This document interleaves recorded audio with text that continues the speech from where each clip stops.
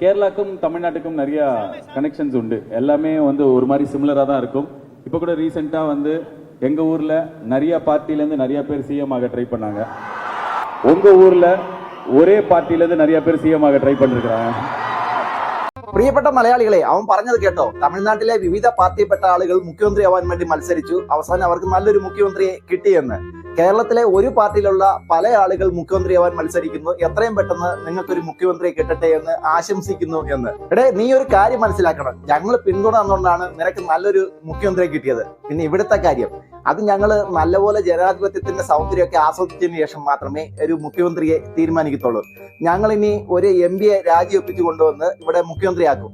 പിന്നീട് അദ്ദേഹത്തെ ഞങ്ങൾ മത്സരിപ്പിച്ച് തോപ്പിച്ച് BJPക്ക് ഒരു സീറ്റും കൂടെ നേടിക്കൊടുക്കും. അങ്ങനെ ഞങ്ങൾ ജനാധിപത്യത്തിന്റെ സൗന്ദര്യം വീണ്ടും വീണ്ടും ആസ്വദിക്കും. നിനക്ക് നഷ്ടം വല്ലതും ഉണ്ടോ?